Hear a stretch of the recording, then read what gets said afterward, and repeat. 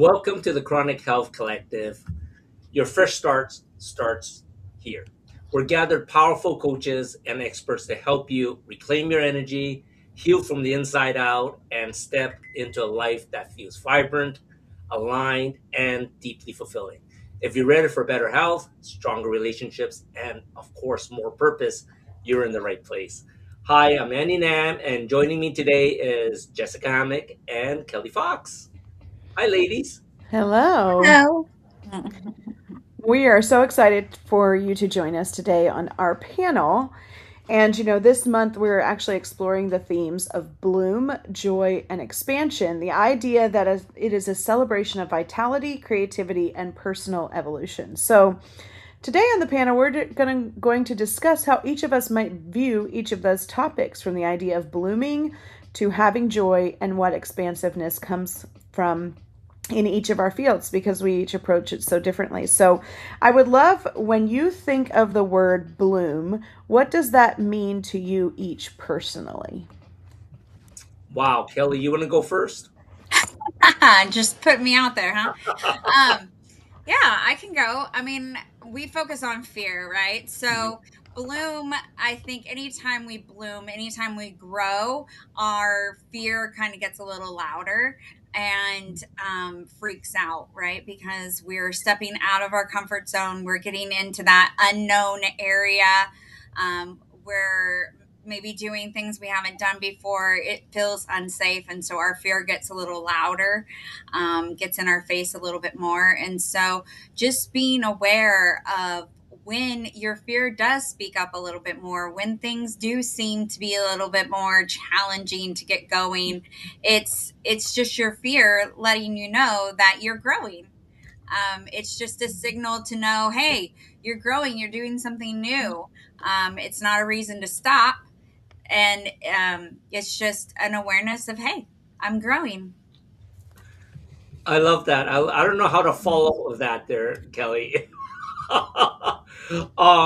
I guess for me as a longevity coach, when I think of blooming, is you know when I'm working with people any one time, it's about being born again, right? Like like a lot of people think it's already too late to do this. It's like I'm too old for this, and I really don't believe in that. I honestly believe that our bodies have the ability to reset itself and to basically start a new life each time, right? When we do the reset, right? So when I'm looking at a bloom in a situation when we're blooming, it's sort of like we're shedding off the old skin, almost like a Mhm. caterpillar, and coming blooming out almost like a butterfly, in which case with renewed health, renewed vigor and stuff like that. But we have to choose to want to bloom. We don't want to be staying in the dirt, but we really want to just pop that that little leaf out, get your environment in, and just embrace the life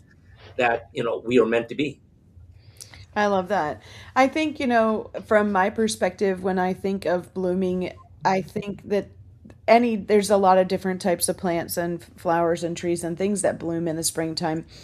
But there's this level of vulnerability that people are willing to try when they're coming from a place of healing trauma and other things. And that level of vulnerability comes out in sometimes little exposures. When you think of like a new bud Hmm. appearing, it's a little exposure, something they tried where they didn't before. Doesn't mean internally that they still might not feel some disruption or a little bit of like nervousness about it, but they're willing to try something.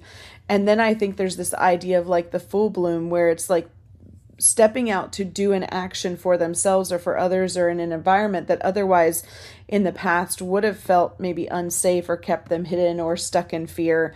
But you see this different level of confidence that Hmm. comes across their features, and saying like, I'm showing up for myself, and it's a beautiful reflection of who I am, but it's also beautiful to the world around me. The world sees the bloom completely different than they would otherwise before, the while this person is in process of healing. So I love that it's kind of brought each of us to this perspective of reflection of the clients that we work with and the different things.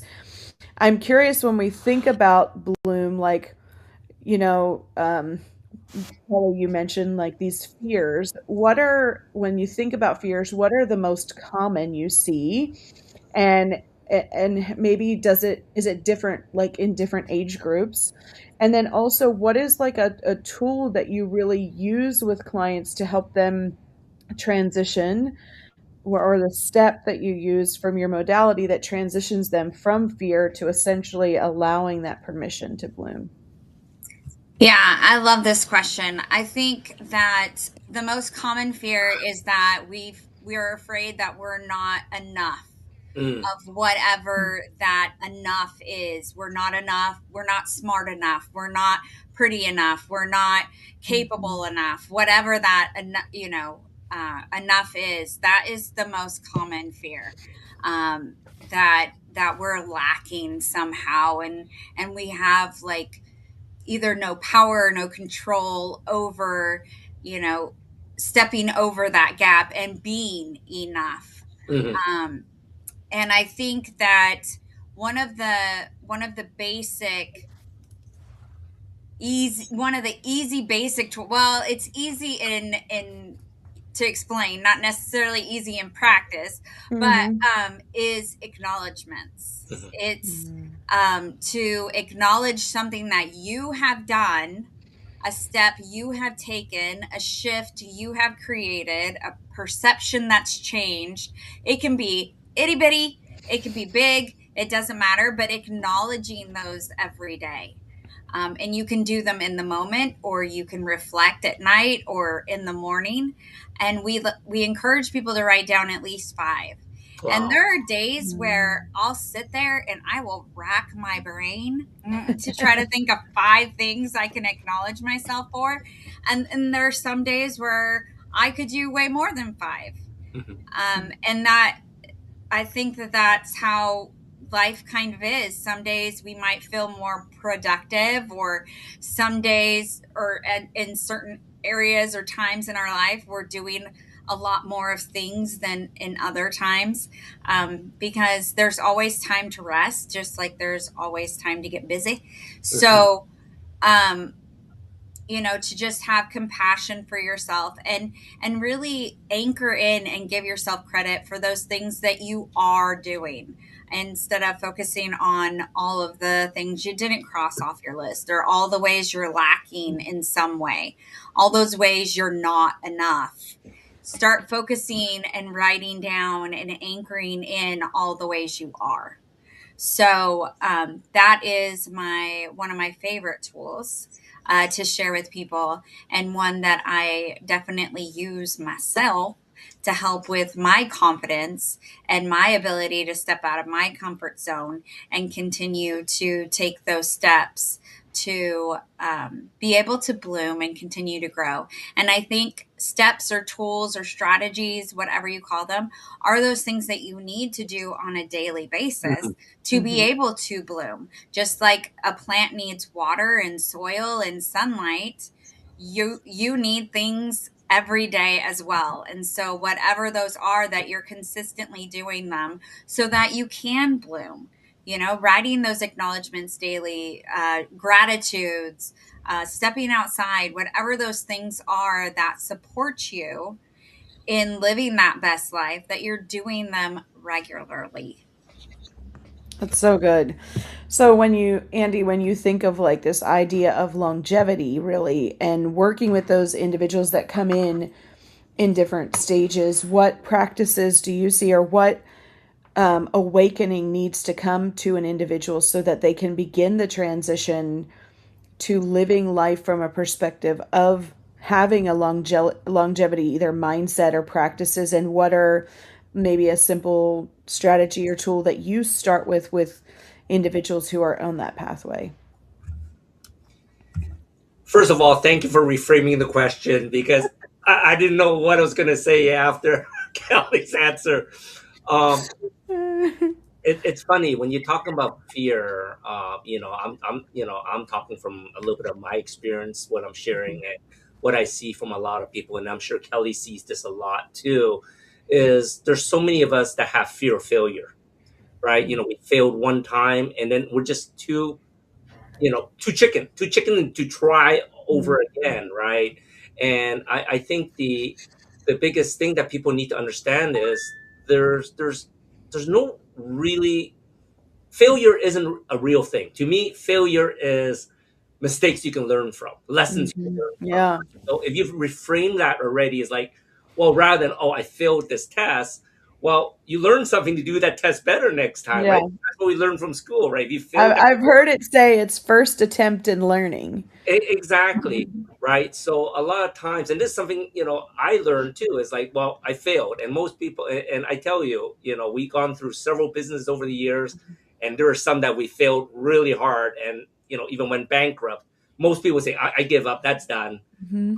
We pick up, well, what do we do wrong, what do we need to pivot, what do we learn from that, right? And then you have to start all over.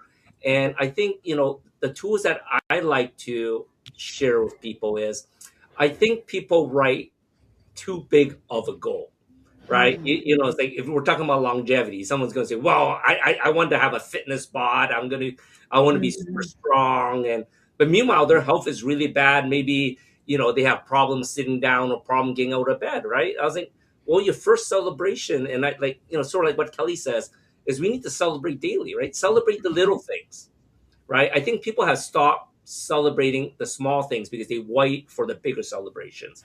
But Mhm. for me, it's like I had problems getting out of bed before, and I tell you, that day I swung my legs off the bed and stood up. Is oh my god, that was life changing. That's a celebration. Yeah. You all is like I do that every day, and he's crazy. But you have to understand there are some of us Mhm. that weren't able to do that, right?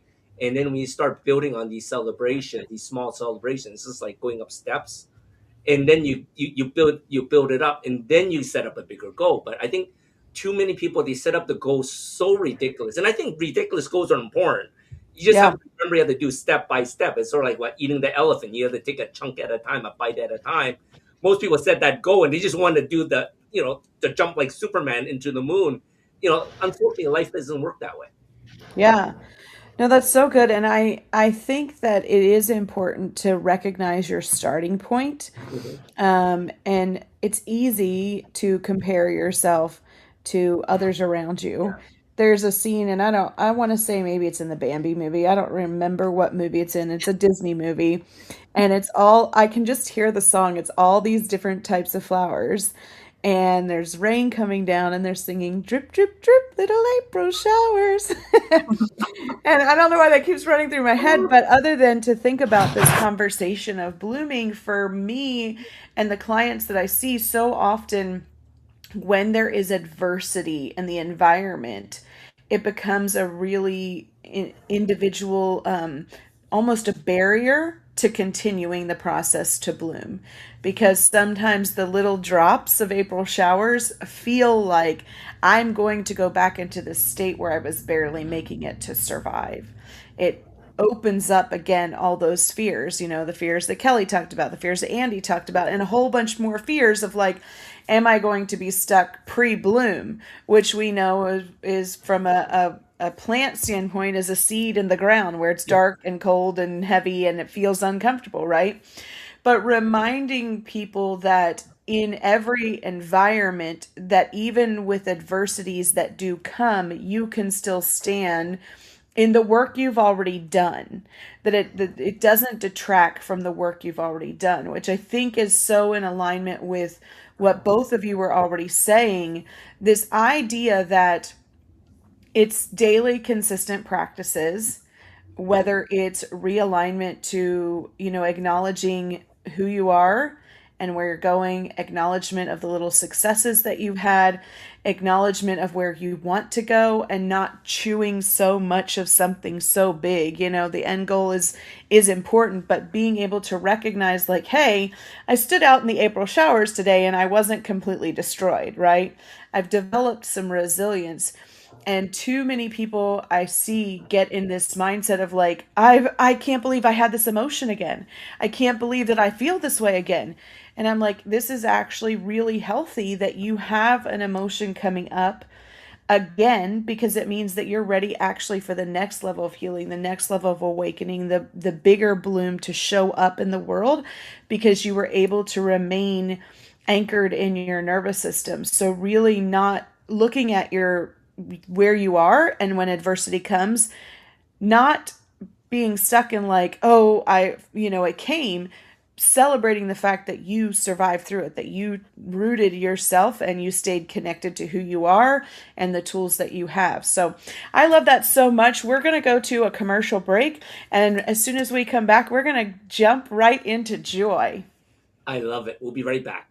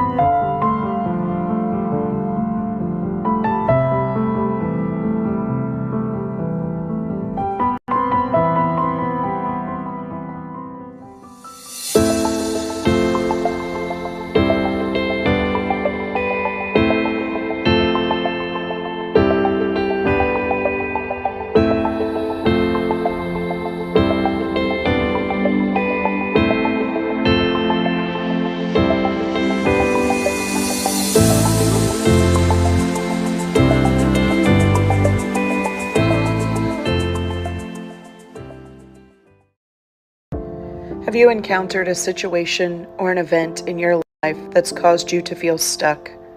You were on a journey to live your best life, but thoughts and feelings from the past keep showing up and has caused you to feel like you're not headed in the right direction or being the best version of you. Meet Jessica Hammock, trauma recovery and transformation coach. Not only will she teach you about emotional and mental health, she's here to help you unwind the treasure of who you are from the trauma of your past so that you can walk in the truth of your identity and break free from what is holding you back so you're able to nurture the best version of who you're meant to be. The time is now. Let's get started.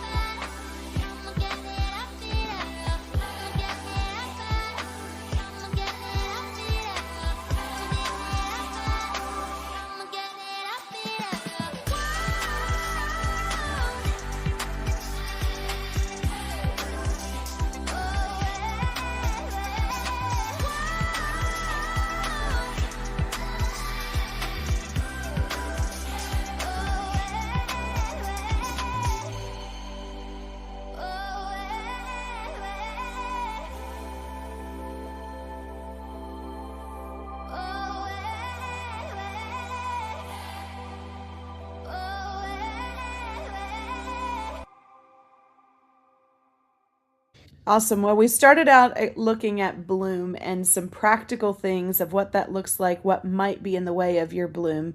But as we transition into this idea of joy, and I really want to think about this from the lens of reclaiming joy without feeling guilt. Andy, I would love to hear from you, or like, what are some ways that you think clients can protect their energy around joy without feeling selfish about it? And what might be some things that are stealing joy from them in that pathway for longevity? I feel like you're giving me the hard questions, Jessica. You're great at it, Andy. You can handle it. That's why I have you guys as in the collective to raise me up too.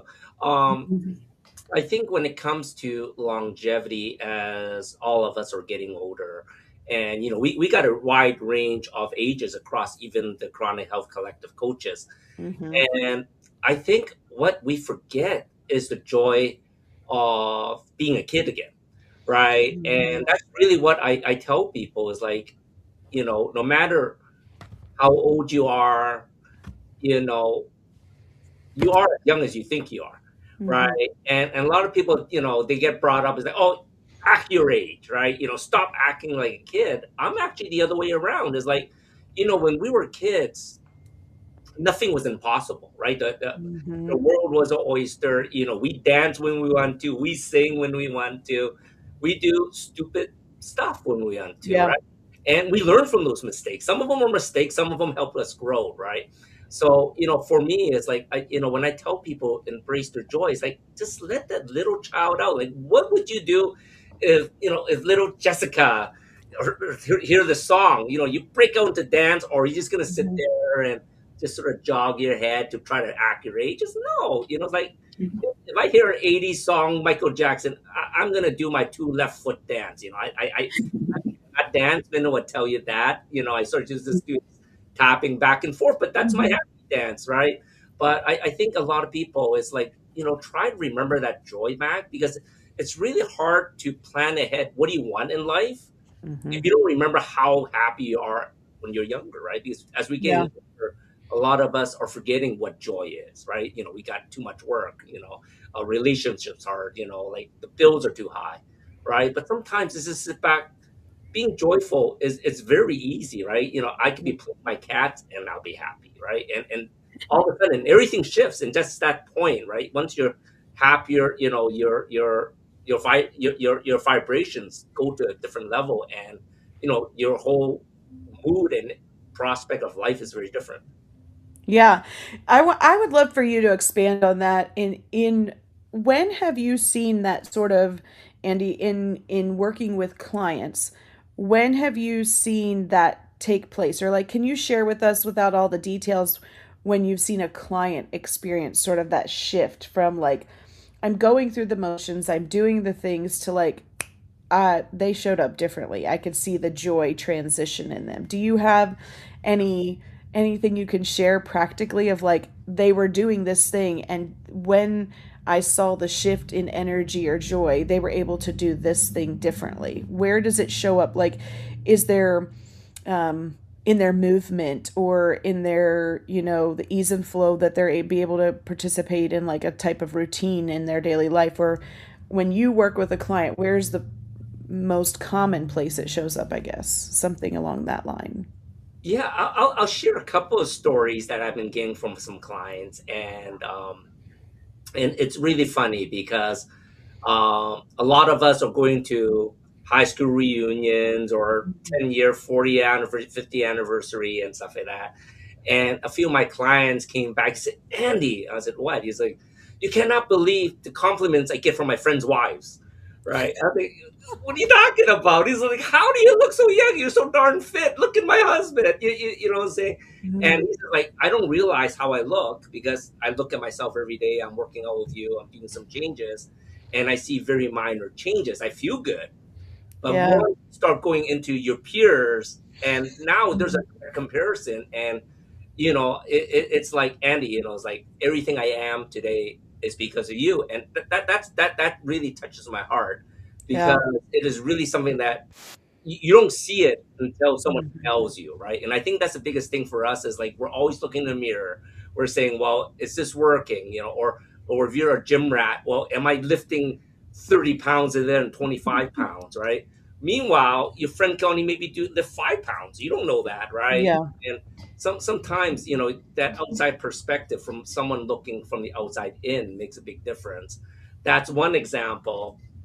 Another example is when the parents outdance their kids or outperformance their kids in Mhm. exercise. Oh my Yeah. God.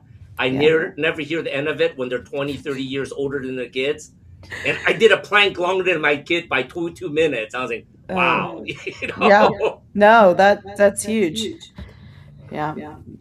Great. I love those stories. And I think that that does speak to the longevity piece. Yeah, we tend to have a generic mindset and Mhm. framework that as we get older, things are going to decline. That's the messaging that keeps coming. So the joy of I'm not a statistic, I Yeah. think, is a very powerful piece of things, that there's this expectation of what statistically am going to look like, sound like, and feel like, and you have evidence that it's different. Awesome. So Kelly, in your work, and I know we are experiencing half of the Fearless Generations coaching team here, so I'm gonna let you speak on behalf of both you and your mom and the clients you serve. Why do you think women, or I mean, I think that you serve any clients, but I think this is especially true for women. Why do you think they struggle to fully experience joy, and how do you see that showing up in the coaching that you all do? Yeah, I think that um, we might hold back from feeling complete joy is because we're always afraid that it's going to leave, Mhm. and Mm-hmm. that will we be able to handle it if it goes away? Like if we don't feel it in its entirety, then it won't hurt as bad when it's gone, right? It's that Yeah, that so can good. I keep it going consistently? Yeah. Um, and I think, I mean, Terry is an excellent example of being young at heart, or you know, whatever, you know, like how Andy was saying, she always says how she's stronger than me, she can walk longer than me, she can do it all more than me. I don't know if it's actually true, but I mean, she's said it so much that I believe it. So um I think it is, a lot of it is in our mindset and Mhm. also expectations. I think we can get lost in our expectations of ourselves or of others, and that can steal our joy, um, and help us, or you know, make it Mm-hmm. so it's harder to feel it because the moment wasn't perfect, or this person didn't say this thing, or this didn't happen, or only, you know, we only got half the way than what we said we were going to do. And so it kind of like steals our joy because we're putting, you know, parameters or expectations, or Mm-hmm. you know, whatever it might be around our ability to feel the joy. You know, I think also you said earlier about guilt. I think also when others around us have things going on, things that are hard, or things that, you know, are challenging them, we feel like we can't then be joyful because they're not. Mm-hmm. Um, and I know I've been guilty of that. Well, talking about guilty, I know I've done that where, you Mm-hmm. know, I'm talking about something frivolous and fun, and then my friend is like, "Oh my gosh, this is what's going on with me," and I'm like, I was just talking about this silly thing, and she's got all of this serious stuff going on. I'm such a bad friend. And she comes back and she's like, "No, I want to hear about your joy. I want to hear about your, you know, your frivolous, funny, you know, silly things because that helps me." And I'm like, "Oh, okay." Shift your mindset, Kelly. Shift your mindset. When you can experience joy, it actually helps others to Mhm. experience joy. When you can see, you know, all of the little blessings or little, you know, rays of sunshine, it helps others to see that too. And so embracing our joy more fully actually helps the people around us. And I think that that Mm-hmm. helps, that shift in perception helps us to more fully be able to step into the joy and really embrace more of it. I love that. I know that you all use 12 steps in your coaching framework. Is there a particular time in those steps that, because I believe it's repeatable, but is you can clarify, is there a particular time in there where you either focus on joy or you see a transition that this particular step usually always sort of unlocks the clients being able to live in that joy more or have the permission to express it differently than they might have, and what does that look like from a client perspective, like, oh, we see when there's this barrier or this thing that they address or work through, that joy is like it just pops out. Yeah. I I'm trying to think through the steps and see which one. I mean, cuz joy can come in any Yeah. of the steps, right? But I think that step 6, present moment, Getting someone to really focus on being present with their lives in the moment that things are happening, is a place where joy can really step in. Because when you're worrying about the past or you're worrying about the future, you're not in that present moment. And so being able to get present, to live those moments, those little Mm-hmm. moments that happen all the time that we can easily miss when we're distracted by this or that. I think that the joy can really come, and I know that is true for me for sure. But there's other steps that it comes in different ways, like surrender. Letting go of these past mistakes, like we've been talking about. Letting go of limiting beliefs can really bring joy into your life, because it's like that weight of the past Mm-hmm. has fallen away.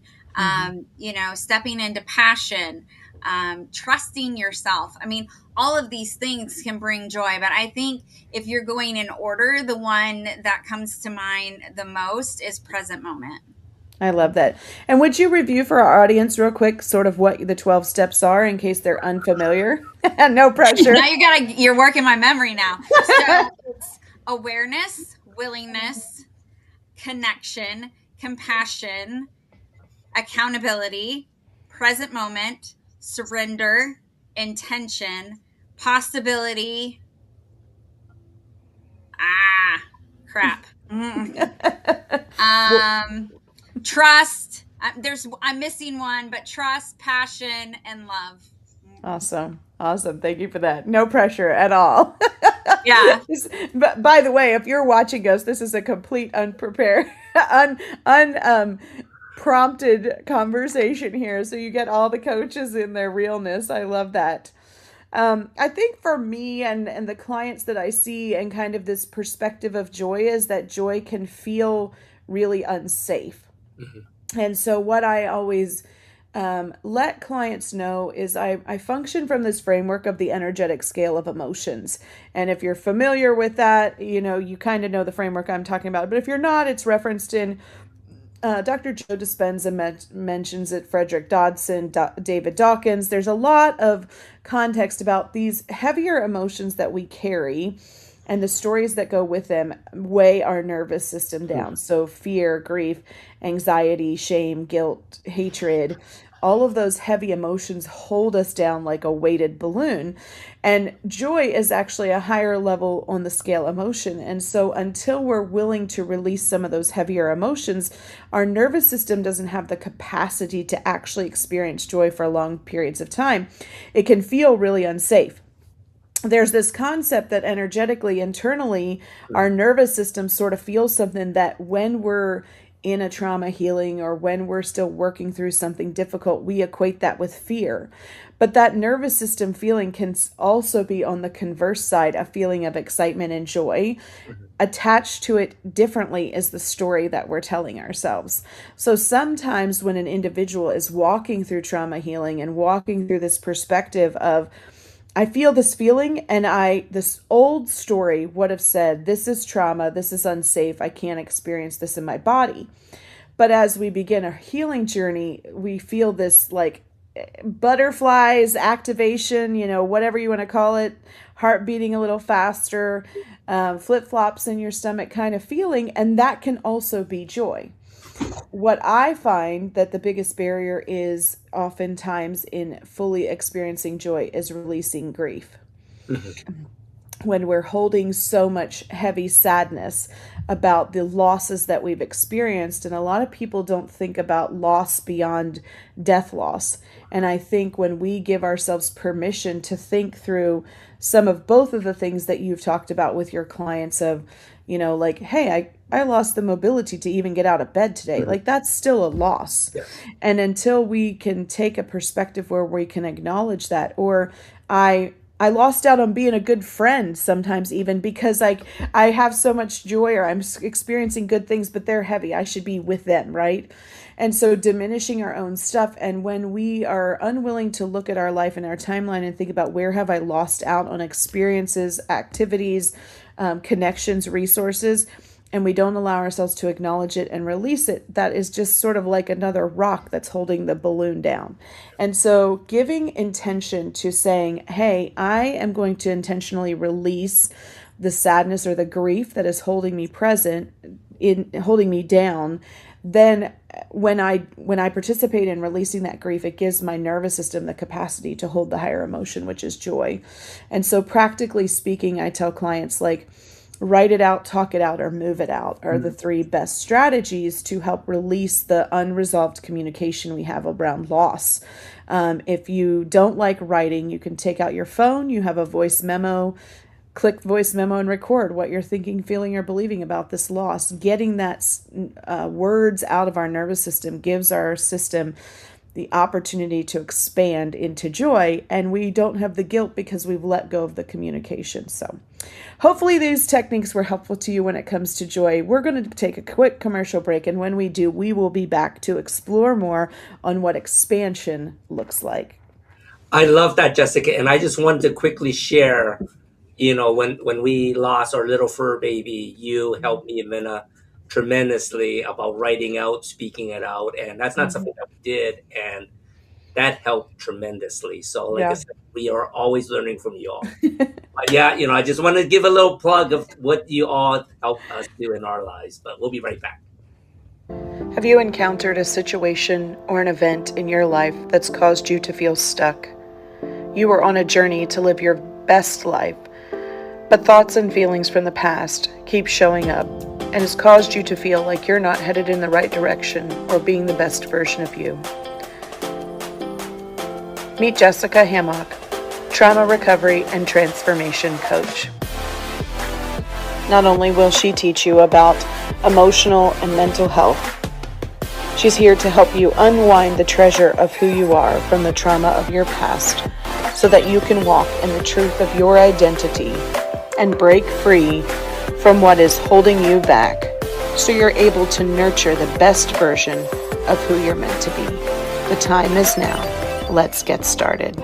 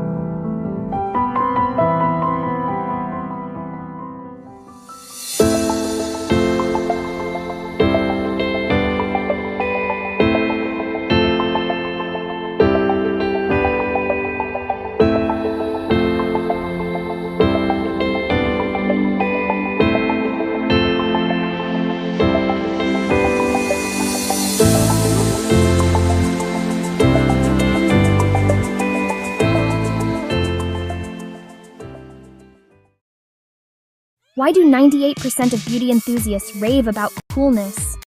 It's all in the blend of ancient wisdom and modern science. Introducing Coolness, Pearlescent Face and Eye Serum Cream. This powerhouse combines the antioxidative power of schisandra berries, the glow of pearl powder, and the hydrating wonders of dragon's blood extract. It's like a time machine for your skin, making it radiant, firm, and oh so smooth. Inspired by ancient Chinese traditions and backed by modern nutritional science, this serum cream is perfect for dry, mature, and aging skin.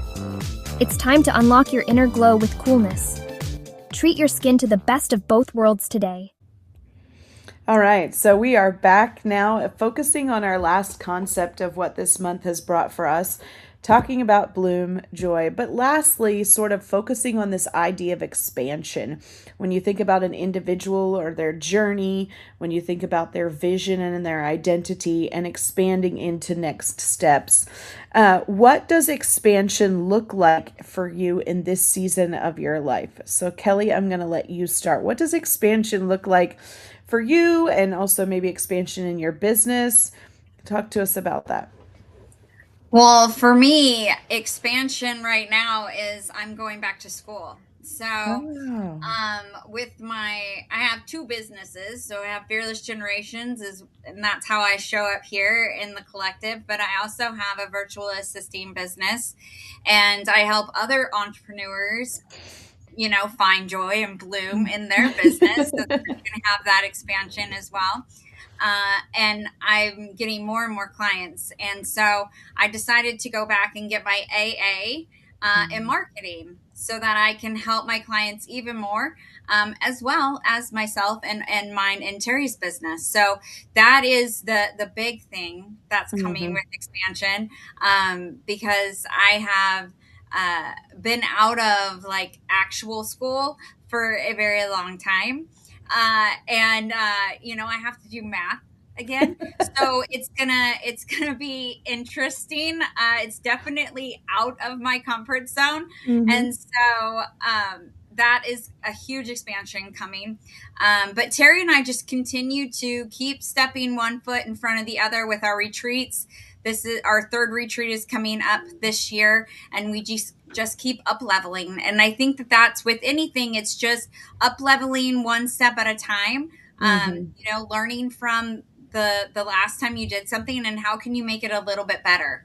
And I think when we talk about expansion, the first thing I think of is our comfort zone, and Mm-hmm. expanding that comfort zone to um, include things that right now don't feel very comfortable. Mm-hmm. And what is really far in our vision eventually comes closer, so that then even things that we couldn't see before are now in our vision. And so we use a tool called stretch risk die, and I believe we've talked about it before.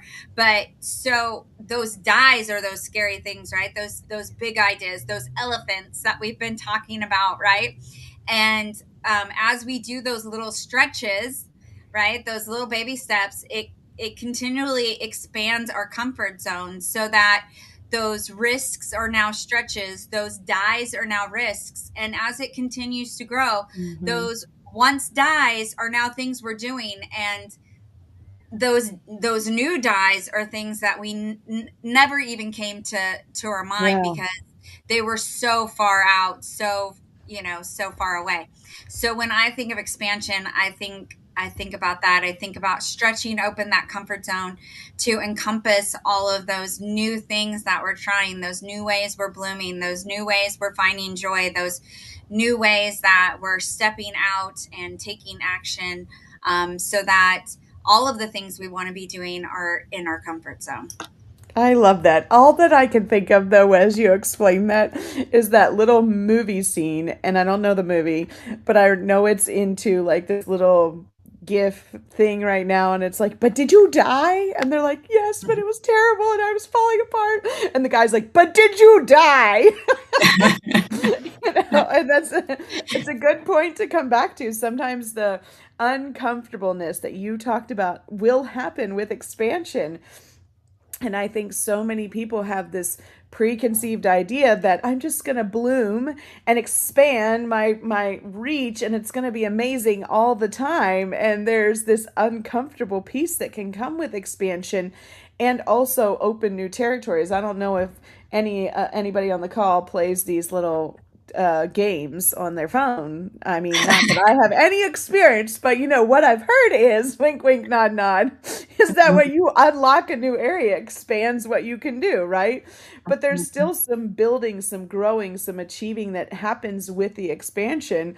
And we're stuck in the same mindset of like, this was hard. I thought it was going to be so different. And then along comes this voice is like, but did you die? We want to be stuck in the hardness of it. And I think it's important to acknowledge, yes, this is hard and difficult, but no, I did not die. I lived through it. So I love that so much.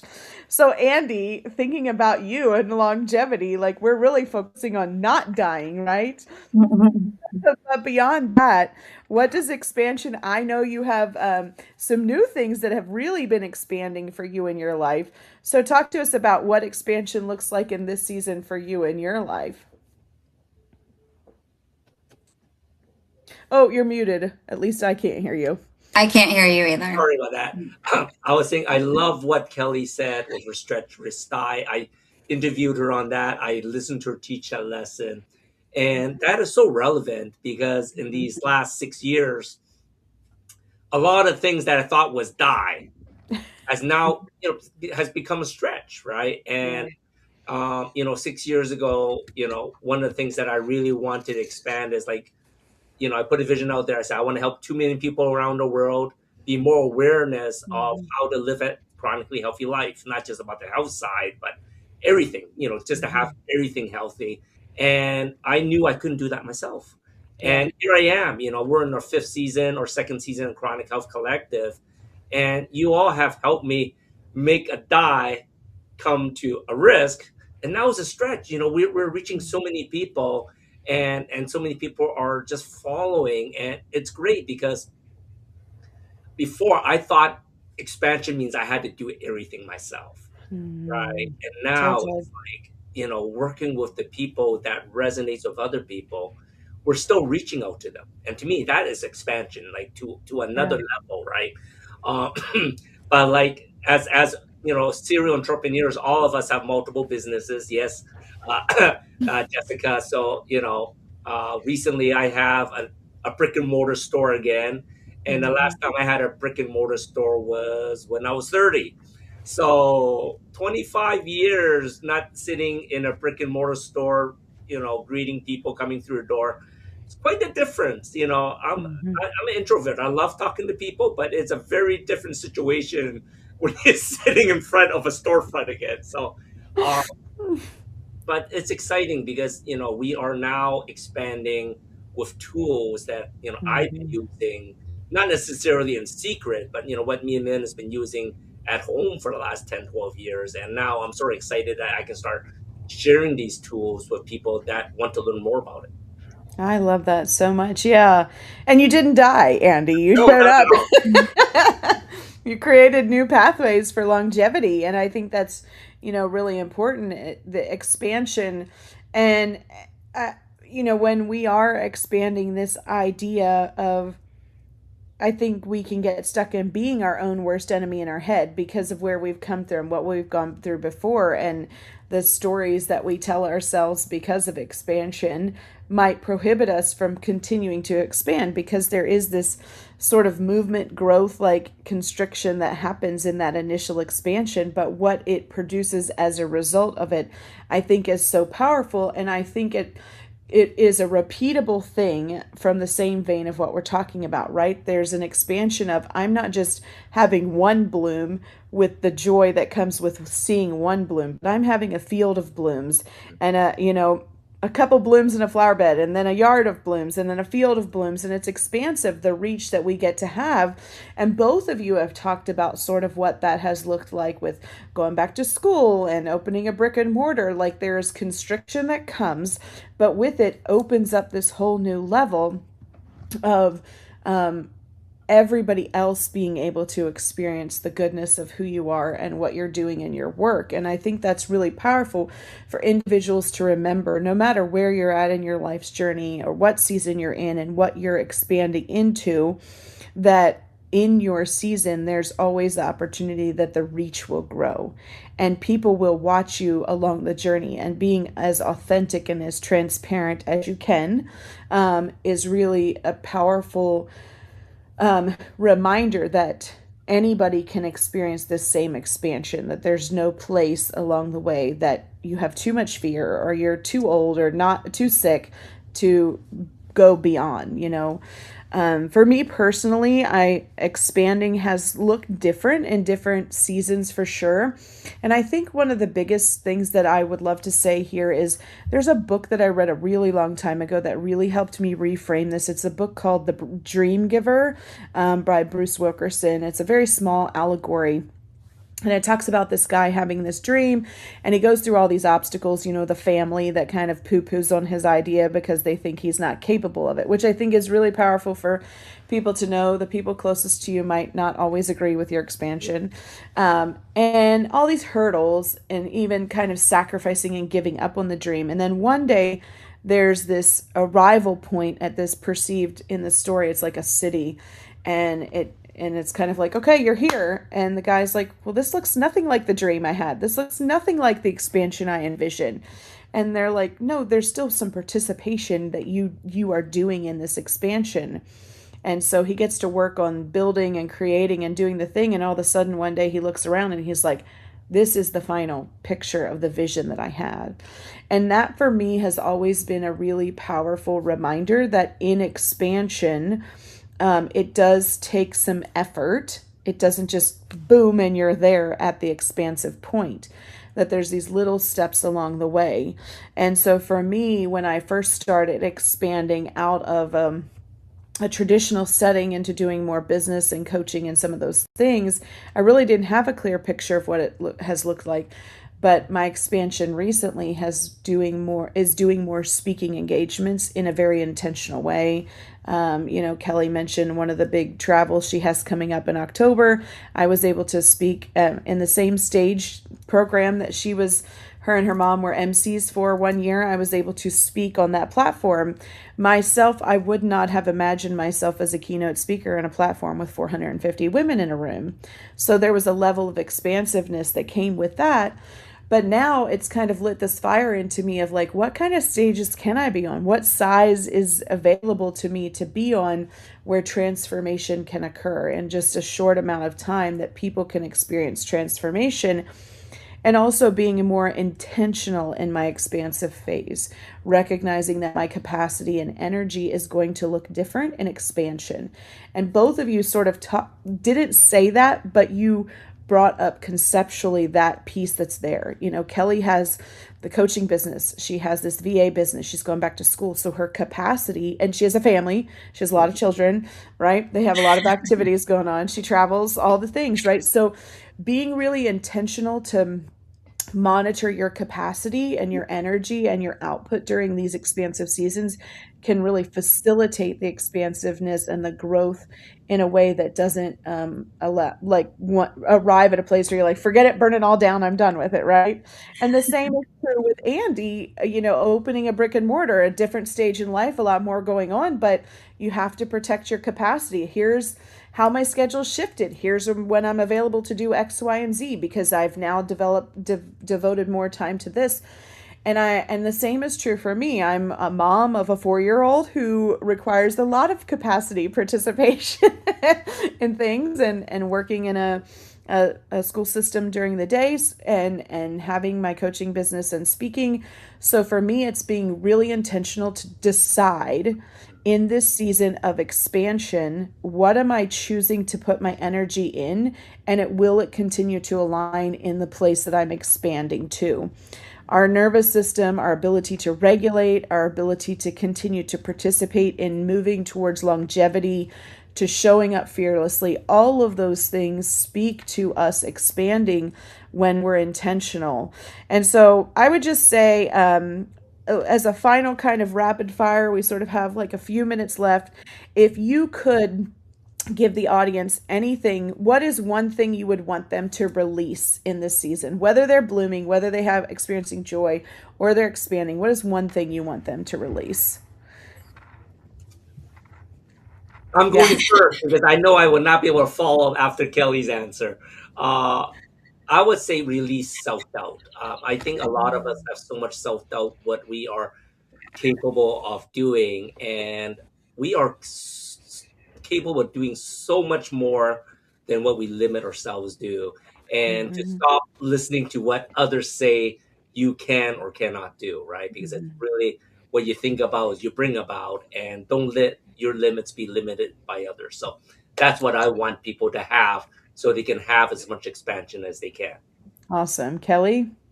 Yeah, I was gonna say something similar, Andy. So, I was gonna say release a limiting belief. If even if it's a small one, let go of one of your stories. Figure out what's one of those stories that you're just holding on to, and find some way. Work with someone, get with a Mm-hmm. friend, and release at least one of those stories, one of those limiting beliefs that you have, that's holding you back from living the life that you want to live. And if you if you want to talk to me about it, you can always reach out. I have lots of exercises that I can give you to help you with that.